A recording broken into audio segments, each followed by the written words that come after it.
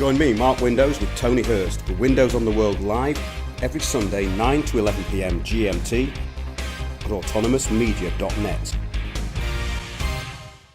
Right, good evening everybody. Welcome to Windows on the World Live with myself, Mark Windows, and tonight we have a guest. We have Martin Houston on, and Mark will introduce him very shortly, I think.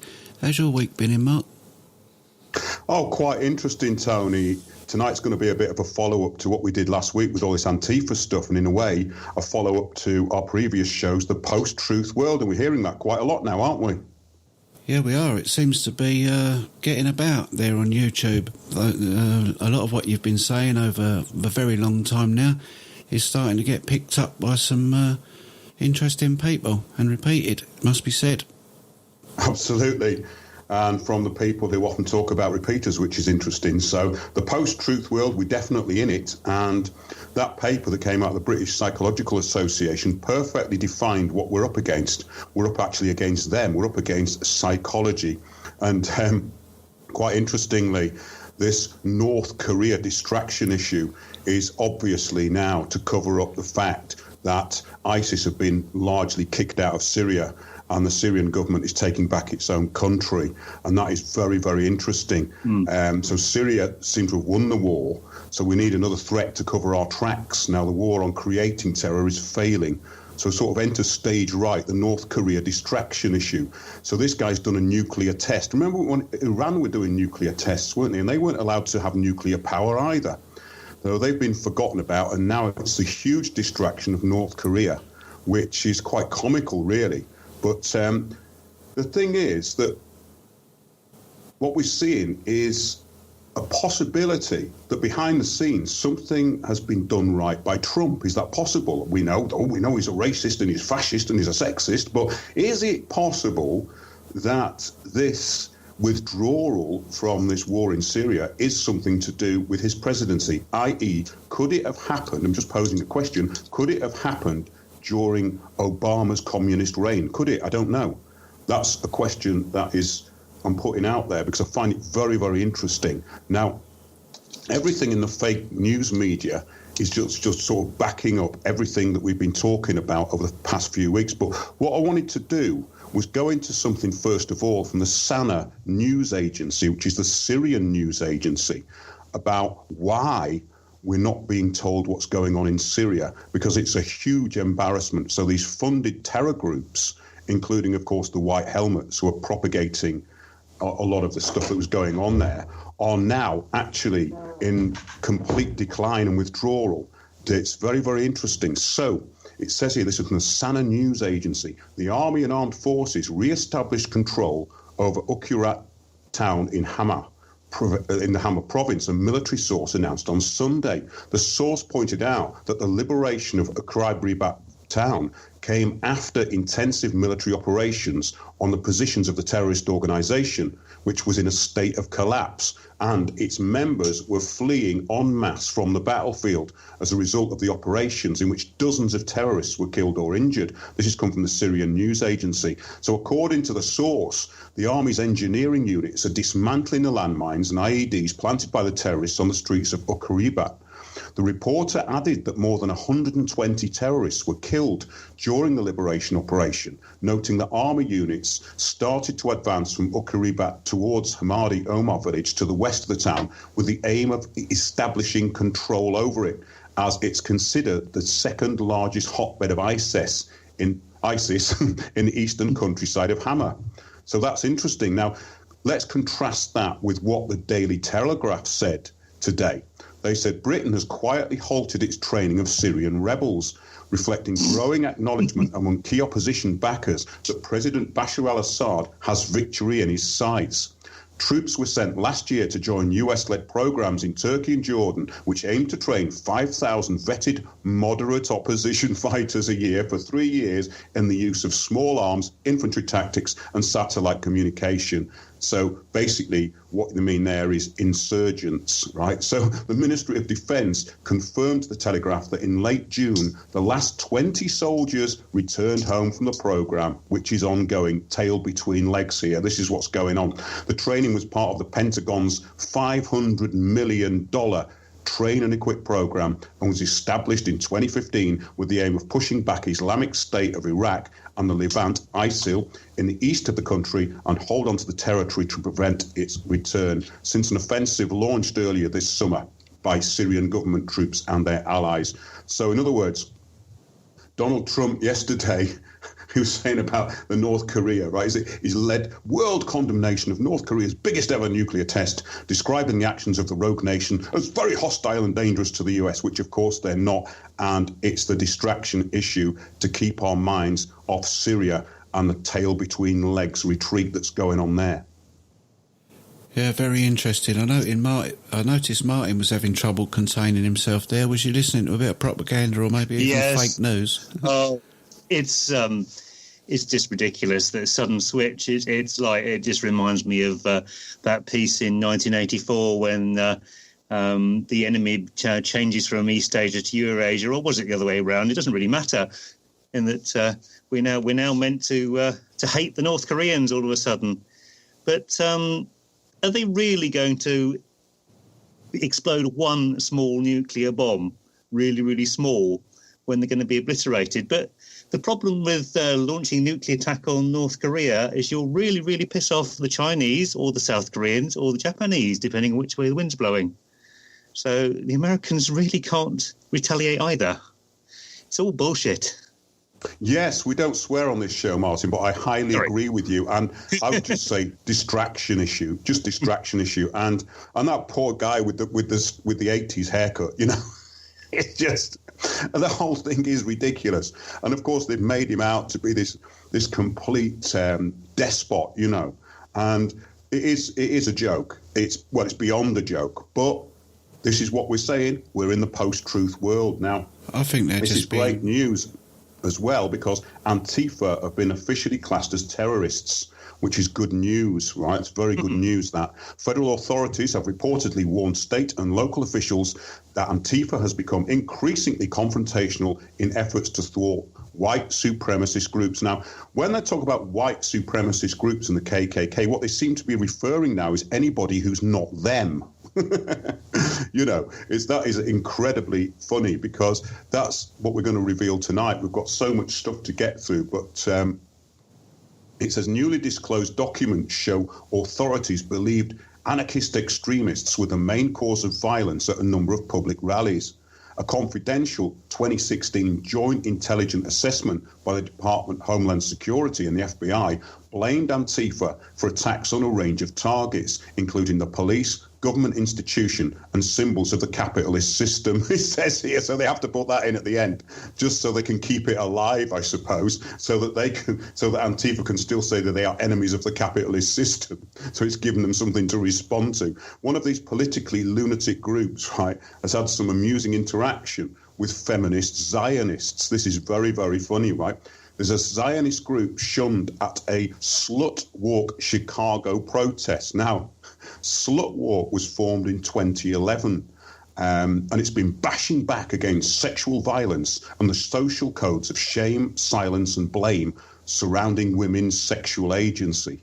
Right? The first Slut Walk march took place in Toronto after a Toronto police officer suggested that women should avoid dressing like sluts as a precaution against sexual assault. Now, that in a way is quite funny because it's so politically incorrect, right?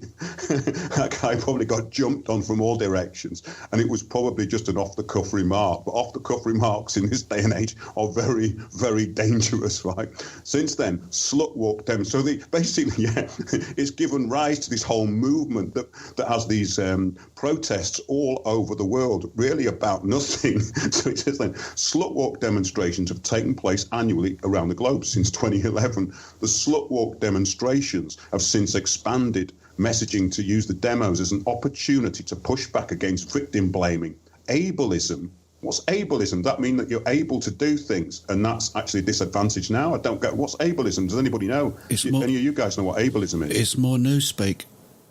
Yeah, body shaming, slut shaming, whorephobia, queerphobia, transphobia, racism, classism, misogyny, fascism, and the racist policing judicial prison system, which they chuck in at the end, right?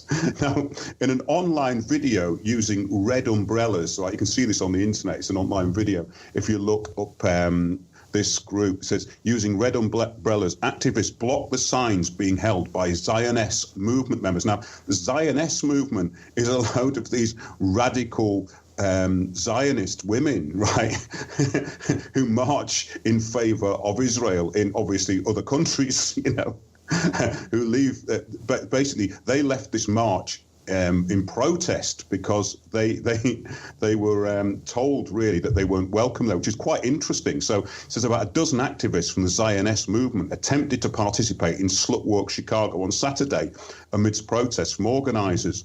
The group, which calls itself Progressive and Zionist, had announced prior to the demonstration that they would join in the annual Slut Walk against sexual violence to promote the idea that Zionism and liberal values are compatible. This is getting to be a huge comedy now. Right? Slut Walk Chicago organisers said prior to the march that they did not support the participation of the new Zionist initiative. So in this pod that we're going to play, Tony, in a minute, it's this radical Jewish kind of leftist, well, you'll see what she is and what she defines herself as, which is quite hilarious, and saying basically that the Zionists aren't welcome there. So in a way, this kind of Jewish subversive agenda is kind of going against itself in a really hilarious way. This is a good follow-up to what we were talking about last week, really, with Soros-funded groups, etc.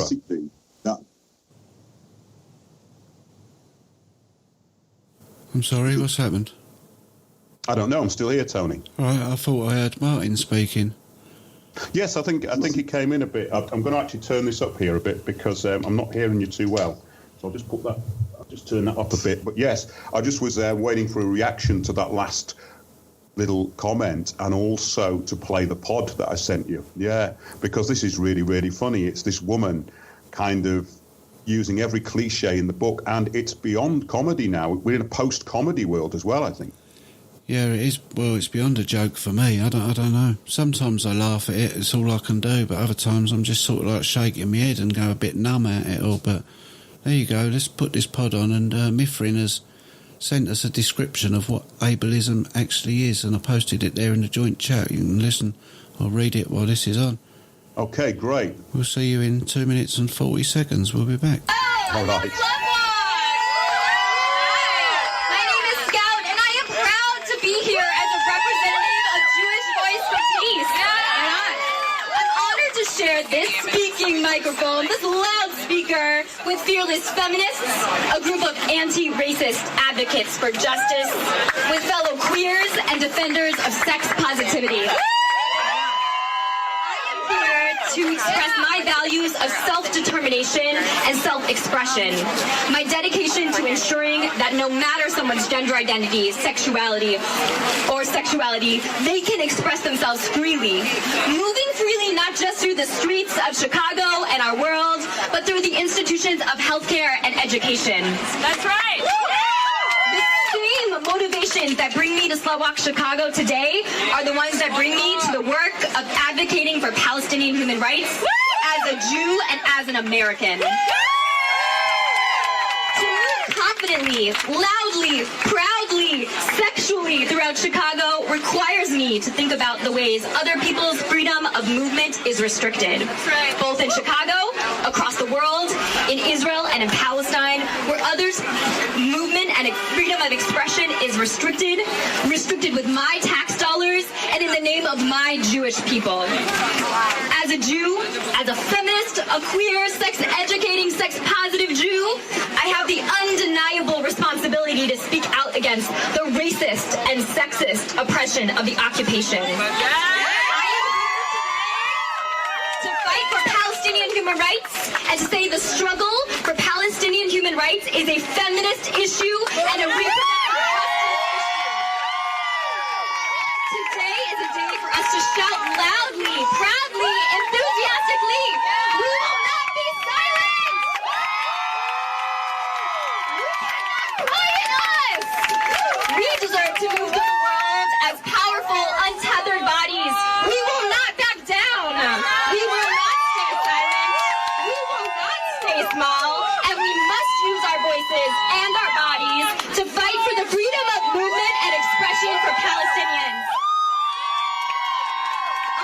here to say that my self-determination cannot be at the expense of others. Neither in Chicago, neither in Palestine, not here, not there, not anywhere. Well, there you go. That was great, wasn't it, Tony? Wasn't that just brilliant? I mean, we've gone beyond identity politics now, so we've now got sort of radical lesbians against the IDF, you know. It's absolutely hilarious and unbelievable. You wouldn't actually believe that this could be possible, or I wouldn't have believed it was possible until I actually looked into this organisation, and it does exist. And these people do exist. But what my question is, how do they exist? I don't understand it. What do you think, Martin? I'm just bemused by it, really. I suppose it's difficult just hearing the soundtrack and not seeing what was the march was actually saying and everything. It was very hard to follow. Right, well, basically, she was just telling everybody what she was. So she gave this long list of identitarian kind of memes. And it was kind of funny because I don't know how anybody can define themselves in that way. I just find it absolutely strange that it's identity first and everything else second. And that's the whole thing about these movements, is it's all about identity. So basically, you're a lesbian first and a human being second. You know, that's the whole way that this is manipulated. It says here, Slutwalk Chicago does not support the Zionist progressives planning on coming to the walk Saturday. We at Slutwalk Chicago stand with Jewish people just as we stand for Palestinian human rights. Now, this is going to upset Soros, isn't it? He's going to go, oh no, what am I going to do? It's all going wrong. So he says these two ideologies can exist in the same realm, and taking a stance against anti-Semitism is not affirmation of support for the state of Israel and its occupation of Palestine, the group wrote on its Facebook page. Now, that's interesting with this new definition of anti-Semitism, which has no legal standing. As we discussed this in last week's show, we went over it because a UK barrister said that it's far too woolly and it's not worded in a way that can be enforced in any proper way. And of course, it doesn't actually fit with any of our laws. They carry on. They say we oppose all oppressive governments, whether they be the United States of Israel or in reality, the United States or Israel, or as I call it, the United States of Israel. It carries on. As we recognise these regimes often disproportionately oppress women and femmes, they say, women and femmes, we find it disgusting that any group would appropriate a day dedicated to survivors fighting rape culture in order to promote their own nationalist agenda, the Post also said. The women joined the initial rally in a local park, carrying signs depicting a woman wearing a Star of David necklace and some wearing rainbow-coloured T-shirts emblazoned with a Star of David, according to reports during the rally, when the Zionist women were waving their signs. Now, says Slutwalk participants would block them from view with red umbrellas they were carrying, the symbol of solidarity with sex workers. So red umbrellas are their symbol of solidarity with sex workers, okay? This is at the end of the speeches. This is carry on. Sorry, this is quite interesting because I've just started reading Gilad Asmon's book, The Wandering Who, and he makes a point there that the language of radical feminism and the language of Zionism is virtually identical. You just have to substitute the things they're for and the things they're against, and the propaganda literature can read the same. Well, exactly. And then you've got this propaganda group who are headed by a self-abled or self-realized and active Jew who's now saying that, of course, we don't support the basically Israeli domination of Palestine, which is absolutely brilliant because it's like an oh no moment. You know, that's what I thought was really funny about it, because everything with these groups points in the same direction, and these have just gone completely against it, but in a very bizarre way. So it says at the end of the speeches, which concluded with a Palestinian activist telling the crowd, "You cannot be a Zionist and a feminist." The crowd began chanting, "Free Palestine," the Windy City Times reported. So you just couldn't make this up, could you? You couldn't make it up. Yes. So you've got basically Jewish subversion now saying that we're going to free Palestine. It's absolutely brilliant. And long may this kind of insanity carry on, because it's going to destroy that movement completely and all this Soros-backed nonsense. But it says the Zionist participants, as well as others, dropped off during the march through downtown Chicago, according to the Windy City Times. The march reportedly started with about 150 women and ended with about 60. And in front of Trump Tower, marchers stopped to destroy a head of Donald Trump. Towards the end of the march, some participants scuffled with police, leading to the arrest of 5 marchers. Organisers of the Slut Walk initially said that they would ban Stars of David from the event, but later altered their policy to allow religious symbols but not national flags. The Slut Walk policy came in the wake of a controversy over the Chicago Dyke March in June, when 3 Jewish participants at the LGBTQ demonstration were ejected for carrying LGBTQ pride flags adorned with a Star of David. The Dyke March organisers said that women were advocating for Israel at an anti-Zionist event. So it's getting beyond surreal, isn't it? This is great. So to be clear, you've got to be anti-Zionist. They're just splitting things up and up, aren't they? You can't hold, it's really hold different views on different subjects. Yes. It's going to get into something which I've been looking into for quite some time in a minute. But it's so the so-called pride flag, this flag that they have, is an exact copy of something called the Soviet Autonomous Oblast flag, which was an area on the Russia-China border called Birobidzhan. And a load of Jews there arrived in 1928 and began building houses, and later they built factories. Many more Jews came, not as, it says here, not as starry-eyed enthusiasts, but because they could no longer ensure their livelihoods in small trade and crafts. The former Pale of Jewish settlement was heavily affected as the country embarked on a massive industrialization drive, which tolerated no private enterprise. No change there then.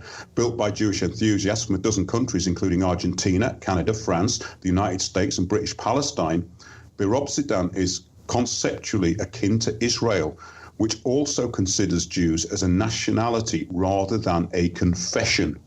But unlike the State of Israel, Birobidzhan was built on a true land without a people and did not have to displace anyone to make the communist Jewish dream come true. This is one of the reasons an earlier plan to create a Jewish autonomous region in the Crimea, populated for thousands of years, was abandoned in favour of the Far East. Of course, most settlers came from within the Soviet Union, particularly from the Ukraine and Belarus, where millions of Jews have been living for centuries. They wanted to contribute to the edification of socialism explicitly as Jews. Well, this is very, very interesting, and it's kind of summing up the whole lunacy of the thing. But if you look up that Jewish Autonomous Oblast flag, then you will see that it is the same as the Pride flag. So there's something very interesting going on there. So anyway, this is getting interesting. So Slut Walk Chicago released a statement titled "Palestinian Rights Are a Feminist Cause." That's interesting, isn't it? What do you make of that one, Martin? Anybody? I think you're both gobsmacked, aren't you? I'm keeping... It's just basically splitting groups of people into smaller and smaller groups so that someone can control them. Is the thing. Well, exactly. As Mithrin said in the chat a little while ago, that's why I'm kind of here. There's a lot of chat going on. Endless division, basically. Yeah. Yeah, but it's also, it's like, this is just creating pure comedy now. So we got into depth with it all last week, but it's now looks as though that maybe what I was talking about is the way it's going, because I just see these groups destroying each other because they're so retarded. Agreed. I don't see any future for any of it because it's so extreme where I see it. We've got everyone's talking about extreme left, extreme right in politics and all that. Well, I keep seeing and hearing extremism everywhere. And what's the difference? Extremists are normally pretty bad news, aren't they? Really? Well, yes, but it's how they're defined, Tony. I mean, we're getting people now defined as extremists, which would really be us. And all this came through Cameron. And, of course, his redefining of terrorism. and that people who questioned the official story of 9/11 were domestic terrorists. It goes into the PREVENT strategy, which is not about trying to de-radicalize Muslims who may be radicalized, as we're going to find out in the next few weeks, because I've been talking to several people about this who've been targeted by PREVENT, and they're not Muslims. These are people who are being shut down for their opinions, and they're being shut down through their children, and they are having social services involved and all this kind of thing. Now, PREVENT strategy is meant to be about the radicalization of people who are vulnerable to extremism. Now, you see, this is what we're getting from these sources now, is that it is us who are vulnerable to being radicalized, because we may have radical ideas outside the Communist Manifesto, and that is really what is being kind of shown up by these groups and this kind of craziness that's going on. But getting into this a bit more deeply, the United Nations is now giving the US warnings about right-wing extremism after the Charlottesville incident, which is obviously being used to ramp things up. It says here a United Nations committee, which is tasked for combating racialism globally, issued for the United States, a warning citing a growth in alarming racism trends. Anastasia Crickley, chairwoman of UN Committee on the Elimination of Racial Discrimination, issued a statement on Tuesday in response to the violence that erupted in Charlottesville on August the 12th during a white nationalist rally. Now, if you actually look at that, it's very interesting. You look at the footage, because there was a handful of people who were saying, we have a right to protest. They may have been extremists, I've no idea, but I just saw this group who wanted to protest.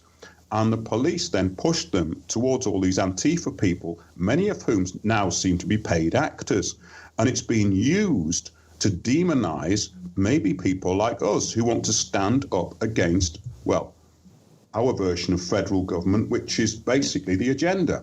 And it says... Mark, here, last week it was the Antifa were laying into the Keep Talking group, which was specifically talking about 9/11. So they're being used to shut down reasonable doubt about the state line on things. Well, this is it, and this is what we're going to come to when we talk about your experiences shortly, Martin. But I'll just carry on with this. It says, we are alarmed by the racist demonstrations with overtly racist slogans, chants and salutes by white nationalists, neo-Nazis and the Ku Klux Klan. Now, I didn't see anybody there from the Ku Klux Klan, and they keep saying no KKK. But to be fair, I haven't seen any KKK at any of these rallies. Maybe I'm missing something. Maybe if there's anybody out there who's got evidence of that. But what they're doing is they're just labeling everybody with an opinion which is not part of this global governance as white nationalist extremists. And it says that they're promoting white supremacy and inciting racial discrimination and hatred, she said. Now, wait a minute. This is very, very interesting, because the UN never issue these warnings unless it's very, very serious, apparently. It says, according to Stockboard Asset, it says that the early warning from the UN is rare and has been issued in the past prior to civil conflicts. It's very interesting, because obviously the idea of these Soros-backed groups is to start a civil war. Now, we saw this years ago with Alex Jones trying to incite one, and he's been doing it for a very long time, not very successfully. But now, of course, it's all become alt-right. And so he's gone on to the alt-right with, again, we've got Breitbart, and we've got all of these sort of websites which are really controlled opposition, in my view. When you look at it, they're just trying to mop up people who may have some patriotism left in them. It says the warning has only been issued a few times in the past 10 years, where it came for places like Burundi, Iraq, Ivory Coast, Kyrgyzstan, and Nigeria. So isn't that strange? Why would they be making this statement to the United States, basically saying you're on the verge of a civil war and it's white people who are going to start it? So they didn't mention Antifa as a terrorist organization, even though Antifa has now been described as one, and we're going to get into that as well.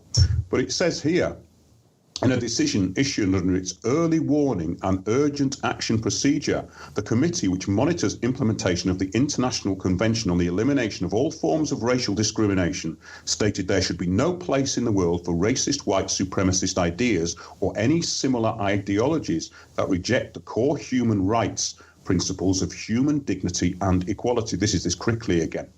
She continued, in addition to the criminal investigation of the individual who ploughed his car into a crowd of peaceful protesters, killing, were they peaceful?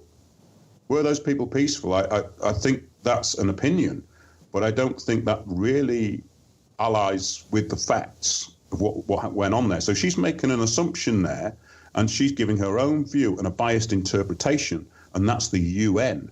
She's doing it on behalf of them. The UN experts asked the US authorities to undertake concrete measures to address the root causes of the proliferation of such racist manifestations.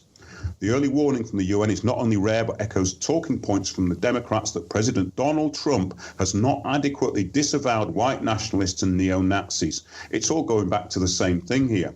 It says Trump has been criticised in the mainstream media for not sufficiently condemning white nationalists and racists, even though he has issued statements since the tragic events. And he actually did. This is what he said. Racism is evil, and those who cause violence in its name are criminals and thugs, including the KKK, neo-Nazis, white supremacists, and other hate groups that are repugnant to everything we hold dear as Americans. So how far can he go with it? That's a pretty conclusive statement, isn't it? Which really allies with what he probably does know is the opposition. So he's basically saying, you're right, and this is the way it is. What more can we do to appease you people? We can't do any more than that, right? And as Trump made extremely clear after the tragic event, Americans must come first. If the mainstream media and Democrats would stop trying to divide people, we could come together as one nation. Now, this sounds like common sense, doesn't it? For an organisation as corrupt as the United Nations, really to start attacking the United States, which has done more to root out racism than virtually any other country on earth, it says here, is beyond an insult. It could well be the first step towards an actual attack on liberties American hold dear. There's a lot more attacks on liberties that we've been talking about over the past few weeks. But let's get on to the Charlottesville protests now. And this is from charlotte.craigslist.org. Actors and photographers wanted in Charlottesville, $25 an hour. It's a contract, so it's a contractual agreement. Crowds on Demand, a Los Angeles-based public relations firm specializing in innovative events, is looking for enthusiastic actors and photographers in the Charlottesville North area to participate in our events. Our events include everything from rallies to protests, to corporate PR stunts, to celebrity scenes. The biggest qualification is enthusiasm, a can-do spirit. Pay will vary by event, but typically a $25 plus per hour, plus reimbursements for gas and parking, Uber and public transit. Now, I'll tell you what, if they were doing it over here, I think I'd be going for that, wouldn't you, Tony? Yeah, I think so. I just posted something there in the chat, right? I think it's important that you address it because I don't know exactly how this person who's anonymous managed to hear what he's heard, but just in case anybody else did, Mark, you sound like you just supported the guy who drove the car into those people. Well, that's not what I heard. No. I think we've had the problem with this person before. But what they need to do is address things correctly and don't make sort of statements, really. Don't make statements when they're not true. So really what you are is an agent provocateur, Anonymous, and we've got plenty of those, so we don't need any more. So if you're going to contribute properly. And keep it decent and don't be underhanded, I'd say.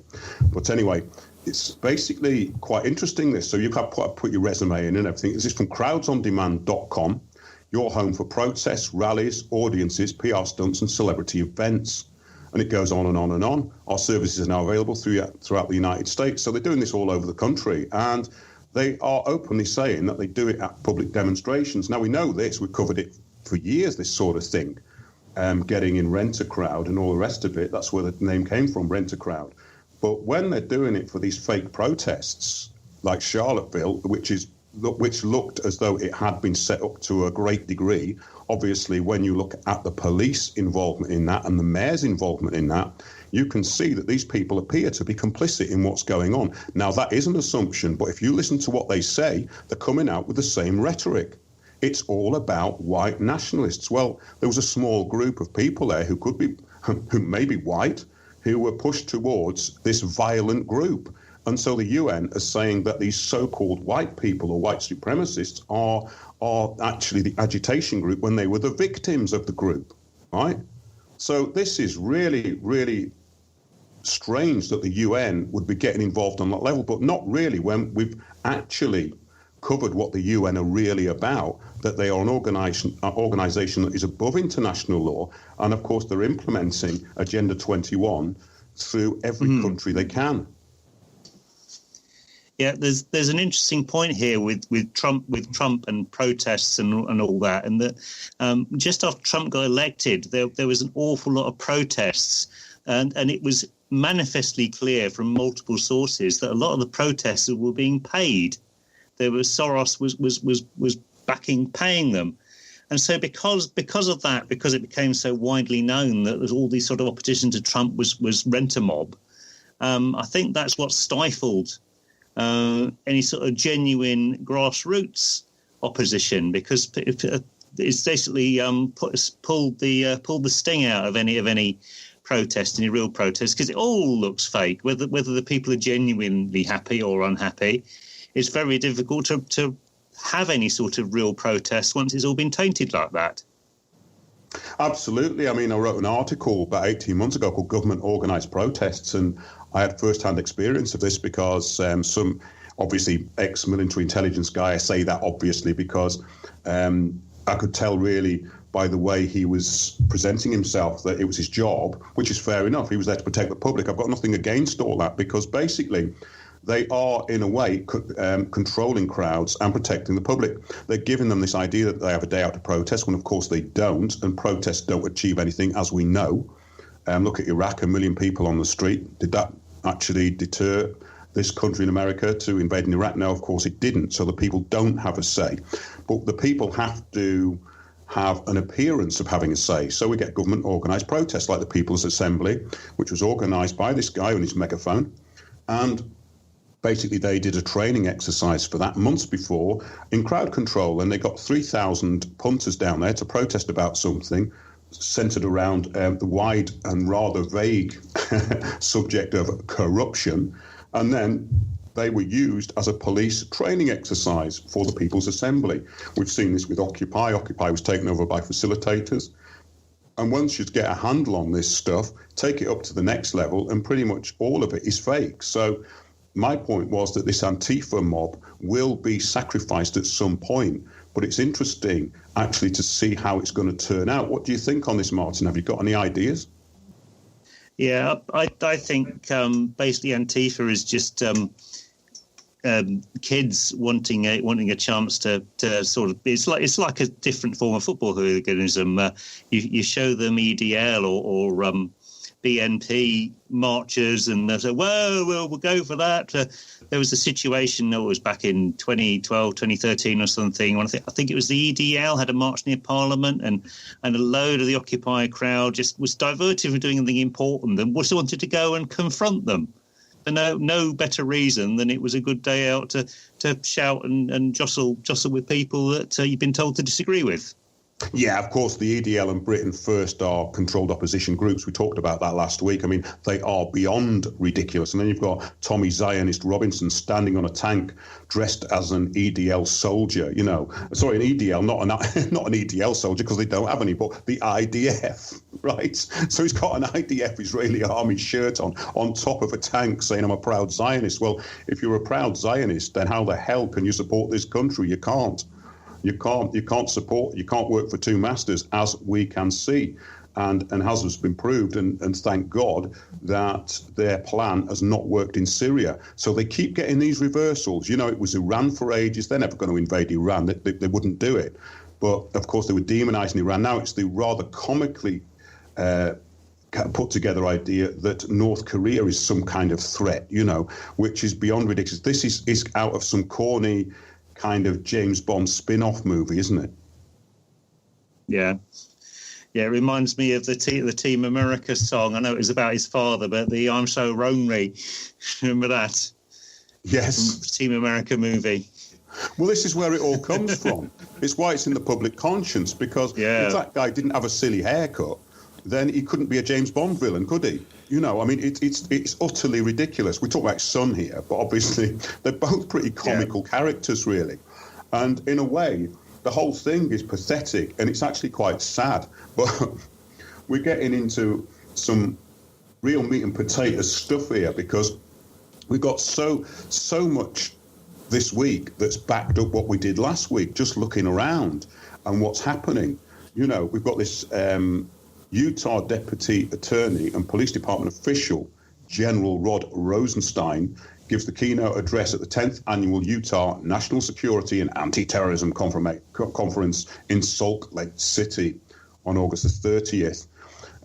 It says here, Rosenstein told an anti-terrorism conference on Thursday that trying to collect all available information and generate actionable intelligence to disrupt terrorists before they strike is kind of like playing Space Invaders. Then he goes on to a 2-paragraph description of what it would be like trying to defeat Space Invaders, right? So this guy he's either got very simplistic kind of mind, or he's working on a huge distraction issue in his speech. He says the nation's number 2 cop told the Utah National Security and Anti-Terrorism Conference in Salt Lake City that our enemies do not fight fair. Well, it's just like, this is so banal, you couldn't make it up, right? What's he looking for? Cowards. Hey? Sorry, what's he looking for? Queensberry rules? Exactly. He said that terrorists are cowards who target unsuspecting people going about their lives, watching a soccer game, dancing at a nightclub, or travelling to work, or walking down a street. So it gives examples as well. This guy must be on something. Maybe he's on lithium or something. It's completely mental. He says, in Charlottesville this month, we saw and heard people openly advocate racism and bigotry. Our Department of Justice responded immediately. We are working closely with local authorities on potential criminal civil rights prosecutions, he said. The First Amendment often protests hateful speech that is abhorrent to American values, but there can be no safe harbour for violence. So, but basically, he's saying he's going to destroy the First Amendment in his part of this agenda, you know. It's earlier this week as well, to get onto this next bit, the Washington Post has reported that Google was targeting critics in academia and journalism, which is going to lead into what we're going to talk about with Martin a bit later on. The company has come under fire for firing senior software engineer James Damore after he published a controversial memo inside the company. Ironically, he accused Google of being an ideological echo chamber, and his dismissal arguably proved his point. Now, that's really interesting, because we've done a show on the echo chamber effect, which was this dreadful paper that came out of Demos, this group, which is basically they describe themselves as a public policy think tank, but basically are there to control the narrative. They're basically part of the military intelligence in this country, because they bring on these talking heads onto Sky News and the BBC just to bring in this agenda, and one of them was the echo chamber effect. In other words, that everybody outside the mainstream is in their own little echo chamber, and they have their own little bit. Well, that's kind of obvious. People have always got different opinions, but what they're trying to do is say that if you've got a different opinion to the mainstream moronic narrative, then you're in your own echo chamber. This stuff really doesn't work anymore, though. It's beyond stupid, and we know that the mainstream is just, it's all fake news now. You know, and then we're getting into these lobbying groups in America. It's quite interesting. This awful, hate-filled Southern Poverty Law Center, which is where it's been going after people, even including Alex Jones, for years. And basically, they are an attack dog of the state. They are a disruption group. They're basically full of change agents, and they are indulging in closing down free speech. Basically, that's their job. It's a cash cow that uses its coffers to slander mainstream conservative and Christian organizations as hate groups. It began by tracking real hate groups like the Ku Klux Klan and the black nationalist groups, but later it added mainstream groups to the list, and now it just attacks anybody who may go against this kind of global agenda, which we're seeing getting more and more draconian all the time. So now they go after alternative media and anyone they think might be a threat to their global communism. Yep. Under, of course, Israeli, US and British occupation. They even very suspiciously, this is interesting, supplied evidence against Thomas Mair, who was convicted of the murder of Batley and Spen MP Joe Cox. And Joe Cox, as we've stated in the past, the Memorial Fund for Joe Cox funded the two well-known terrorist organisations, the White Helmets, and of course Hope Not Hate, who was shutting down free speech and attacking old age pensioners in this country. So according to the records obtained by the Southern Poverty Law Centre, Mair was for decades a dedicated supporter of the National Alliance, the once premier neo-Nazi organisation in the United States. So why would a guy from Yorkshire be a premier neo-Nazi for the United States? It doesn't make any sense at all. And he wasn't a member of any extremist groups in this country either. He was a gardener. And we did some investigation into Thomas Mair, and his brother, his half-brother actually, did state to one of our investigators, someone who went down with us there, that he thinks that Mair was absolutely set up. But these people are petrified because if they come out and say anything, they know the police are going to stitch them up, so they just keep their mouths shut. This is the sad state that we're in.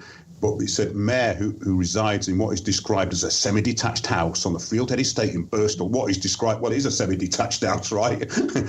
Sent just over $620 to the NA, according to invoices for goods purchased from National Vanguard Books, the NA's publishing imprint. Mair purchased subscriptions for periodicals published by the imprint, and he bought works that instruct readers on the chemistry of powder and explosives, incendiaries, and a work called Improvised Munitions Handbook. Now, there was no real evidence for any of this, and it went back to 1999. They allegedly just put this receipt on, which would not be accepted in a court of law because it wasn't an actual original copy. It wasn't an original receipt. It was just something that they had a copy of. And why would they have a copy of it? Exactly. What would they do with I mean, so why? Suspicious. Exactly. Well, it's ridiculous. And why them? You know, it comes from the Southern Poverty Law Centre. What has that got to do with the crime that happened in this country? Nothing. They're a United States agitation group. They're not even a British one, you know. But the thing is with this Southern Poverty Law Centre, it's a bit like the ADL and the organisations we were talking about last week, the campaign for creating anti-Semitism, for instance. They really go for Christian organisations. For instance, this Dr. James Kennedy Ministry, they put them down as hate groups. So, of course, anything that's against global communism is hate, you see. And we have to keep it simple because they're dealing in very simple paradigms. And, of course, there's a whole list of people that they describe as hate groups. One is the Family Research Council, right? The Liberty Council, the American Family Association, the Alliance Defending Freedom. These are all groups that you think, that sounds good. What's wrong with the Liberty Council? What's wrong with an Alliance for Defending Freedom? The irony is not lost, is it? It's absolutely incredible. Along with other groups like the American College of Pediatricians and the Centre for Immigration Studies. It also lists Muslim reformer Majad Nawaz as an anti-Muslim extremist. And since the events in Charlottesville, the SPLC has received wide support. Guess from whom? Oh yes, the grinning idiot, George Clooney and his wife have pledged $1 million to the group. George Clooney. Oh, along with JP Morgan. But they only pledged £500,000. So JP Morgan, one of the largest banks in the world, only halved what Clooney gave to them. But Clooney, obviously, gets huge reparations for his subversive work. I mean, you know, we're talking about a man who makes movies, to me, that are paint dry. I mean, I don't get the... but then again, he is kissing the arses of all the right people. So there you go. I find that really, really funny. So everything not part of the plan for world government is hate, right? So Let's carry on with them. These are questions, you see. This is leading up to what we're going to be talking about with Martin. Should Google, Apple and GoDaddy decide to fight hate by following the SPLC and abolishing all of its hate groups from the internet? right? This is the question that's being posed. Now, the left would effectively silence the right overnight, or the fake left, or the New World Order. So, and the article continues, the Liberty Conservative, who they're having a go at now, and this is Google, they've actually made the Liberty Conservative take down one of its articles, obviously because they use AdSense, and they're saying that they're going to pull all their ads and demonetize them if they don't go along with Google's basically monopoly on we knew this is where it was going. Google now controls everything. YouTube has changed. The algorithms on videos have changed. Everything's changing, and Google is now being the censorship platform, which it was created to be. And it was always created to shut down free speech. And that's exactly what it was for. They're trying now to get a consensus to do it as well from the public, aren't they? With all these like honeypot type of things, you know, shutting people down, shutting down the right wing. It's got to be a good idea. Let's have a vote on that. Oh yeah, we'll do that. Okay, so now what do we shut down next, isn't it? And then where do you stop? Well, yeah, we've seen it coming for a long, long time. I've been posting about this for nearly 5 years now, and we're seeing it speeding up. Right now, at this minute in time, there's many people being demonetised, removed, and pushed away from platforms that they've helped to build up over the years. And that's why I'd encourage people to find an alternative. Use and abuse those that are now abusing those that built them up in order to direct traffic to new platforms. There's more and more of them coming. Yeah. And stop using Google as a search engine. Stop saying it in your everyday speech when you say Google this or Google that. Try and forget Google, because there are many good alternatives to Google that aren't Google and aren't anywhere near as intrusive. Some of them claim not to be intrusive at all. Start Page would be one of them. So, you know, we need to start talking differently. 15 years ago, when I said something about Google or something to people, they had no idea what I meant. Now it's a everyday part of your life, not just when you're on the internet either. It's reached out everywhere, and they're pretty big in the old Bilderberger meetings and all that. We know that they're just a pawn. We know what they're doing out there, and why are we promoting it? Why are we using it at any level? Exactly. And of course, this website has had their article pulled. They had to pull this article, and it was not in any way extremist. We don't need to go into the details, but basically we know what the agenda is. So it's now compiling a list of individuals who it will censor wherever they post and on whichever website. So what this has revealed is that they are now targeting individuals. So there you go.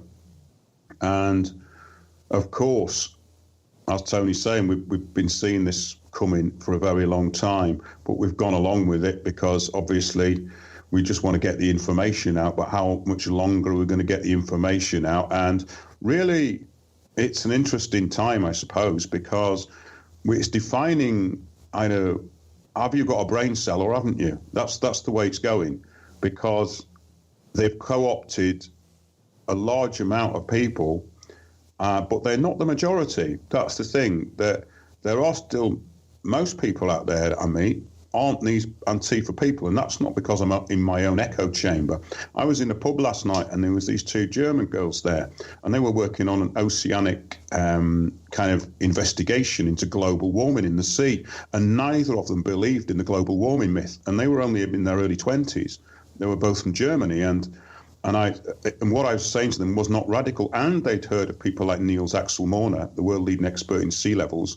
So these people are quite well educated. So these kind of retards, even though there's a lot of them, they can't be in the majority. What do you think about that, Martin? Because you're now on the Isle of Man, which is probably quite a civilized place. It was last time I went there. Do you see any Antifa rallies on the Isle of Man? No, I don't think there's enough. There's enough of them here to have a rally, to be honest. Yeah, but I think it's a very, very interesting, isn't it? That there's places in this country where people, you know, that they would not tolerate this. They just would not tolerate it. And of course, most of this stuff is coming from America. And ever since Trump's got in, it's escalated. And then we've got George Soros. We talked about him great depth last week. We went into what he was all about and how it was going wrong for him, how he'd been kicked out of Hungary,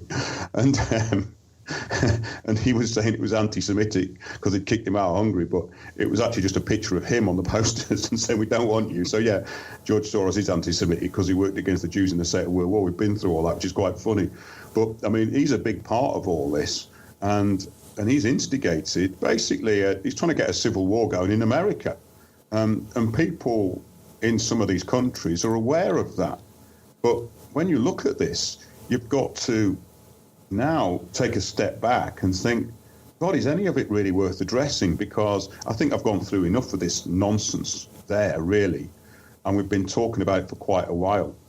It's the solutions to it that are important. What solutions are there? I suppose the solution is common sense, and that takes us into what's happening really from globally to locally, and the infringement of rights that's been going on through this Agenda 21 program and the shutting down of basically our rights locally.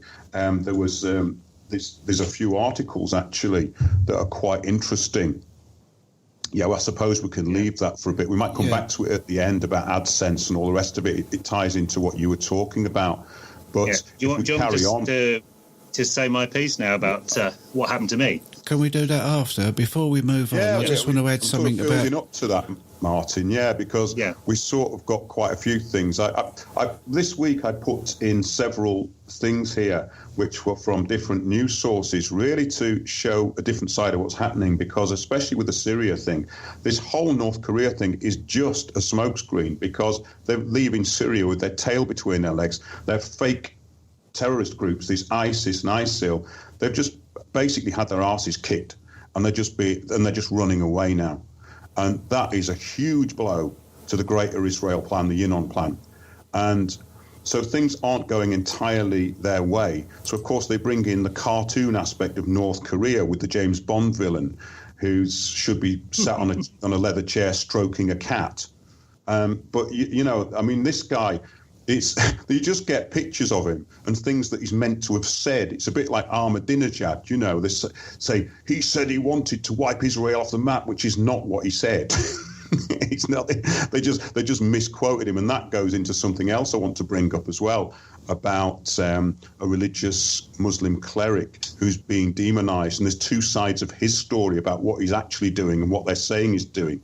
And that is hilarious as well. But, of course, Theresa May jumped on the bandwagon and wants to ban him. We can get into that in a minute. But I was just going to go into the local issue. The Green Party actually are now stating that we should all stop flying, right? So they're telling us that we shouldn't use aeroplanes anymore, which goes in, obviously, with the UN Agenda 21. And it says, yes... In a shocking new policy announcement, UK Green Party co-leader Jonathan Bartley has revealed that his party would introduce measures to keep tabs on everyone's travel, even your summer holidays. Under his policy, those who fly more would face increasingly higher charges in the name of the environment. This would be added on top of existing green taxes on flights, which currently see holidaymakers pay up to £450 extra. The cost of flying is through the roof. The hoops you have to jump through to get on a plane are absolutely disgraceful. You get treated worse than a sheep. You get treated like an animal when you go to places like Luton Airport's probably one of the worst. You go through a corral. It's like basically an abattoir. And then you get these minimum wage goons frisking you, taking all your luggage apart. I had a few cameras. They took everything out. It took me about 40 minutes to try and repack the bloody case. And these people are drunk on power, and this is what you have to go through to get on a plane, apart from being scanned and radiated and having your privates felt, It's absolutely disgusting. And you've got these stupid fake green lunatics telling us that we can't fly. I mean, these people are bloody insane. I don't swear very often, I just did, but, but they say that in order to enforce this policy, Bartley and his green lobby cronies would have to introduce a system that tracked every single person's flight history. The policy itself is backed by a campaign called A Free Ride, who believe that the best thing for the climate would be if everyone were to stop flying immediately. And Bartley's co-leader, Caroline Lucas, once said that Brits flying to Spain was as bad as knifing a person in the street. These people are mentally ill.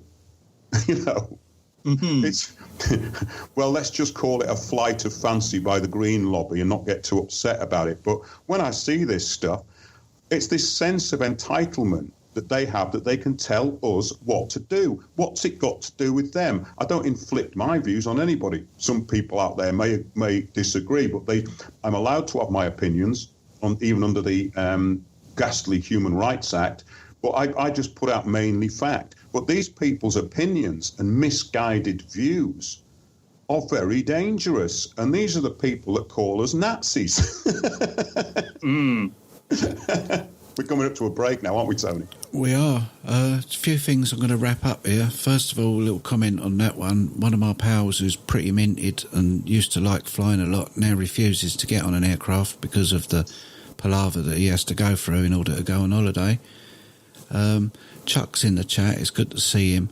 Several times during the show you've mentioned how people were being tarred with the Ku Klux Klan brush and associated with them. And a few weeks back, Chuck did a great show with Larry Pinkney from the Black Panthers, and the similarities are pretty much, they're startling, really. Very, very similar things still going on to this day, decades later, as to what happened to that group. It's a pretty amazing show, well worth checking out. And to all those people that are concerned that we've got an imposter sitting in for Mark Windows tonight, I can assure you personally that it is Mark, and that sometimes his microphone just drops down a couple of octaves for some reason. But is that really? Has it done that again, Tony? It's very strange, that. It has. And we're going to have a tune now, and when we come back, hopefully, Mark, you're going to introduce Martin properly, and people will know who we're talking to, and we'll get on from there. So, absolutely. Thank you, gentlemen. Thanks, everyone, for listening. We'll be back in about 5 minutes and 20 seconds after... At organicwebdesign.eu, you're sure of high-quality work that's reliable and competitive. For more information or to get a quote, go to organicwebdesign.eu and contact Tony.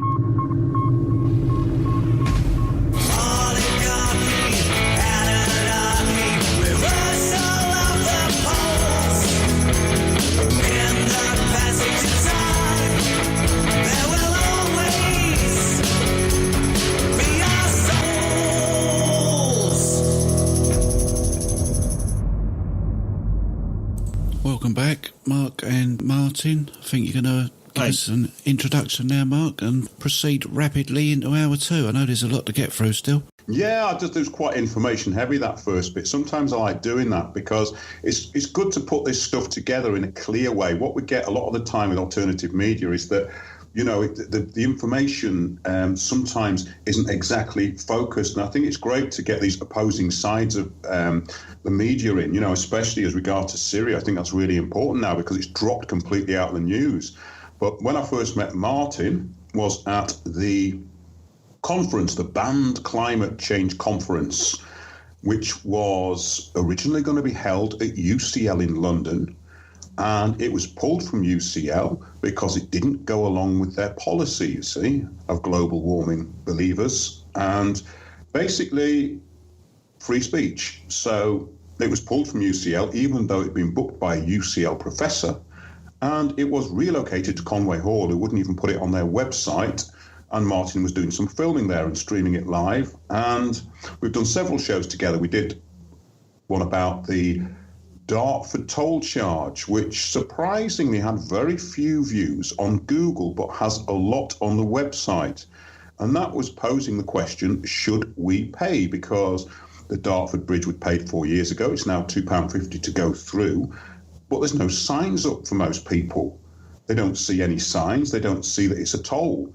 So they get Marston's knocking on their door and their car clamped because the government, on behalf of a French company who run the toll roads in France, it's all described, it's Dartford toll, should you pay? Do have a look at that because there's essential information in there. But it's what gets me, Tony, is this, that millions of people every day use that crossing. Now, why is no one interested in the bigger picture of the scam that's going on? That's what really gets me, because I think it was you who said to me that, this is a big issue, Mark, get loads of hits. I think it's had the least amount of hits of any of our videos. So is that because Google is shadow banning it, which is what we're going to talk about with Martin tonight? I don't know. Or is it something else? Well, Martin can speak for himself now. He's working at the moment in the Isle of Man, which is a sovereign constitution, really, isn't it? It's under British governance, but it's a sovereign place, and of course, many companies base themselves in the Isle of Man for its lower tax rates and all the rest of it, and it stands up for individual freedom, I believe. This is what I've always been led to believe. A friend of mine. It's had its parliament for over 1,000 years now. Yeah, a friend of mine, Vic, who's dead now. He died a few years ago.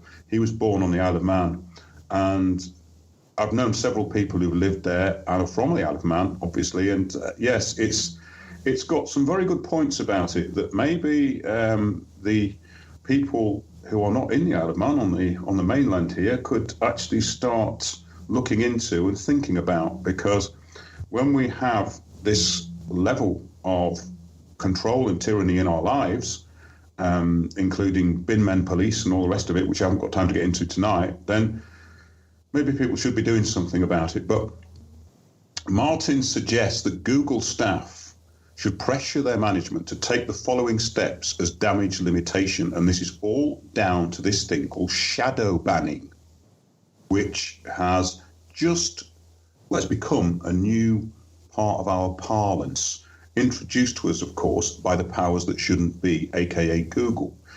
What Martin suggests is we turn off the shadow ban feature right away, reveal all such shadow banned comments in all posts, contact all people who've been affected by this and issue the best apology they can, Google that is, find out who authorised this madness and sack them. Now, this is wishful thinking by this, against this organisation, because they now seem to be acting with complete impunity. So, Martin, tell us what happened when you were posting on YouTube videos, because it's quite interesting. Yes, my wife likes gardening videos, and she was watching one about permaculture, all very, very nice subject. And the people that are running their forest garden made the offhand comment that it was a good sink for carbon dioxide. Obviously, all very innocently, they'd bought into the fact that this was a good feature of their garden. So she asked me to put a very polite comment on the video. In fact, I'll post the link to the video in the chat, so if people want to look at it later, they can. Just hold on a sec. Just do that. That's the video. So I posted in the original comment, all very polite and everything, and the owner of the channel replied back, basically a bit dismissive of my saying that about global warming and the role of carbon dioxide and everything, and it was just a bit of an offhand thing. He's a fairly young guy, so. Can I just interrupt just a second? Mark, yes. I think you've got your speakers on because you're feeding back. Oh, am I? Okay, yes. I haven't got headphones in at the moment. I can put some in, though. Yeah, please do. Cheers, Martin. Sorry. Well, I'll just read, well, obviously for the benefit of people that can't look at this, I'll read my initial comment and then his reply. And the guy called Hughes Nursery. My initial comment was... looks like a great way to grow food. However, Tim and Maddie, those are the people that were talking in the video, need to do a bit more research into CO2. It is the gas of life. So the fact that their forest garden is locking it up is neither an advantage or a disadvantage. It's just what plants do. That it's responsible for climate change is one enormous scam. Atmospheric CO2 levels follow global air temperature changes, not cause them. Why is very, very simple. Warm oceans hold less dissolved gases, including CO2, than colder oceans. Just think. Warm beer goes flat faster. Plenty on YouTube and rest of internet on the CO2 scam, including by Piers Corbyn. Just search Piers Corbyn climate change. A little while later, the owner of the video channel replied back to me, it's an advantage because the excessive consumption of fossil fuels has led to an increase in CO2, which is directly linked to an increase in temperature thanks to the Keeling curve. Just search Keeling curve and temperature correlation on Google. Ice dating shows strong correlation that the more CO2 in the atmosphere, the warmer it is, and it's been the case for thousands of years. Yes, climate change is a natural phenomenon.